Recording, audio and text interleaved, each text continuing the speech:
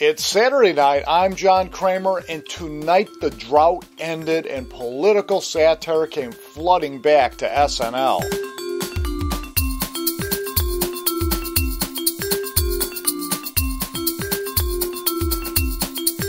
Now, as regular followers of these reviews know, there's nothing I like more or that the show does better than political satire. SNL is, after all, the only weekly venue for political sketch comedy, although as of late they've all but ignored politics and have instead been wrapped up in the doings of Tiger Woods and the fight being waged between Jay Leno and Conan O'Brien. But with the election of Scott Brown to Teddy Kennedy's Senate seat and President Obama's first State of the Union address, it came as no surprise to me when Fred Armisen opened the show as President Obama, delivering his first State of the Union address.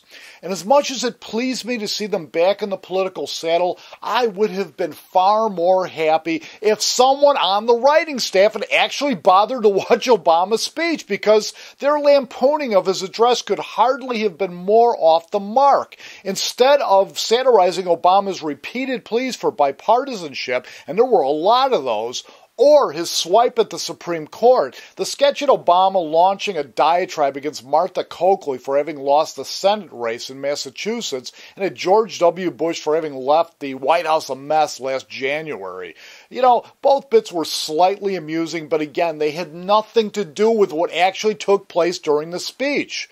But what more than made up for a weak start was their hilarious introduction of Senator-elect Scott Brown in a scene that capitalized on his centerfold history as Cosmopolitan magazine's sexiest man alive. The show's host, Madman's John Hamm, couldn't have been funnier, bumping and grinding his way into the hearts of the Democratic leadership. But as usual, it was Seth Meyers on Weekend Update who delivered the show's most spot-on zingers as he laughed at the GOP for having agreed to televise their Q&A session with President Obama. You know, he chided them for complaining that Obama's all talk, but then inviting him to a forum that was all talk. You know, it was kind of like saying, let's see how tough Aquaman is when we get him into the water. You know, in the non-political portions of the show, I was particularly taken with the Ham and Bubbly sketch featuring the night's musical guest Michael Bublé, and the Closet Organizer sketch parts 1 and 2. Overall, the show was a lot of fun tonight, with John Hamm looking really comfortable taking his second stab at hosting. My only regret is that President Obama's Q&A session came too late in the week for the show to take much of a crack at it. But then, there's always next week.